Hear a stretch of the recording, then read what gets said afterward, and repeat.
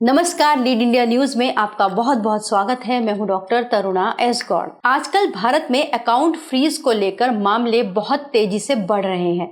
क्या आम क्या खास। 27 फरवरी को दिल्ली हाई कोर्ट ने अकाउंट फ्रीज मामले की सुनवाई करते हुए एक महत्वपूर्ण टिप्पणी की। जस्टिस मनोज जैन ने सुनवाई करते हुए कहा कि खाता फ्रीज करते हुए जांच एजेंसियों को सावधानी बरतनी चाहिए। जस्टिस मनोज सिन्हा ने कहा कि जांच एजेंसियों को खाता फ्रीज करते हुए या डिफॉल्टर घोषित करते हुए सावधानी बरतनी चाहिए। इस मामले में कंपनी के खाते में 93,000 से अधिक की राशि थी और बैंक ने बिना पूरी जांच किए हुए मात्र 200 रुपए के ट्रांजैक्शन के कारण पूरा का पूरा अकाउंट फ्रीज कर दिया।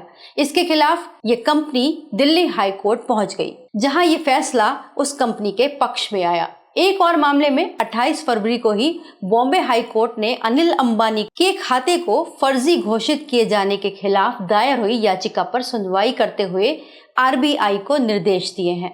जस्टिस रेवती मोहिते, डेरे और नीला गोखले की खंडपीठ ने अनिल अंबानी के केस में कहा कि कई बार बैंक आंख मूंद कर खातों पर फर्जी या फिर डिफॉल्टर का ठप्पा लगा देते हैं। इस संबंध में आरबीआई को दिशा निर्देश जारी करना चाहिए।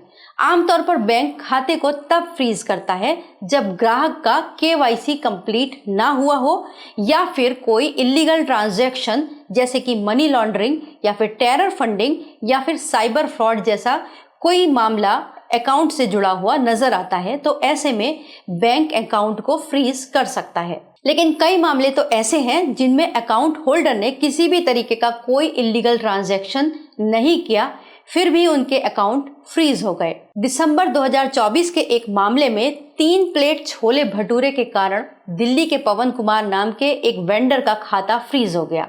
उन्हें किसी ने 105 रुपए का यूपीआई पेमेंट किया था और उसके बाद यूपीआई के जो तार थे वो 2000 किलोमीटर दूर आंध्र प्रदेश में हुए 71,000 के साइबर फ्रॉड से जुड़ गए। इस मामले में जब साइबर सेल ने एक्शन लिया तो पवन कुमार का अकाउंट फ्रीज हो गया। लेकिन दिल्ली हाई कोर्ट ने फैसला पवन कुमार के पक्ष में सुनाया और कोर्ट ने कहा उनका अकाउंट अनफ्रीज कर दिया जाए। आमतौर पर गलतफहमी के मामलों में 10 से 7 दिनों के अंदर अकाउंट अनफ्रीज हो जाता है, लेकिन जब मामले जटिल हो तो 30 दिन का समय भी लग जाता है। लेकिन अगर मामला इलीगल ट्रांजैक्शन से जुड़ा है तो फिर इसके हल होने की कोई समय सीमा निश्चित नहीं होती। आइए जानते हैं कि बैंक अकाउंट फ्रीज होने के कुछ खास कारण क्या होते हैं। सामान्य रूप से चेक बाउंस होने या फिर खराब चेक दाखिल करने के मामले में अकाउंट फ्रीज होता है, या फिर खाता ओवरड्राफ्ट होने पर भी अकाउंट फ्रीज हो जाता है।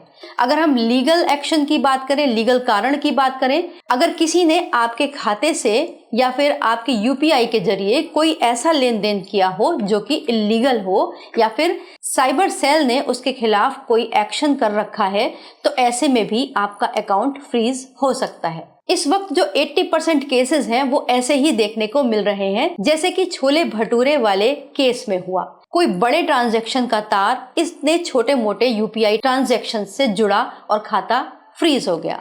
अगर आपका खाता भी इसी तरीके से फ्रीज हो गया है तो उसको अनफ्रीज करने के लिए आपको क्या करना चाहिए। सबसे पहला काम तो आपको बैंक जाना चाहिए और बैंक मैनेजर से मिलकर अपने खाते के फ्रीज होने का कारण पूछना चाहिए। अगर बैंक मैनेजर देखते हैं कि मामला ठीक है तो वो फ्रीज हटाने के लिए कह सकते हैं।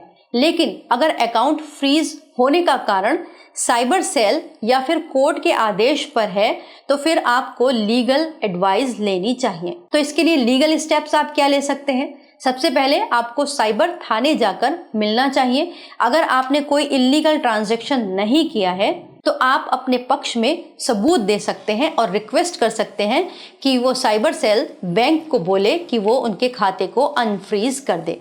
लेकिन अगर आपने ऑनलाइन गेमिंग या फिर बैटिंग में किसी भी तरीके से कोई ट्रांजैक्शन किया है या फिर उसके जरिए आपके खाते में पैसे आए हैं तो मामला थोड़ा सीरियस हो जाएगा। ऐसे में आपको तुरंत प्रभाव से लीगल एडवाइस लेनी चाहिए या फिर किसी वकील से संपर्क करना चाहिए।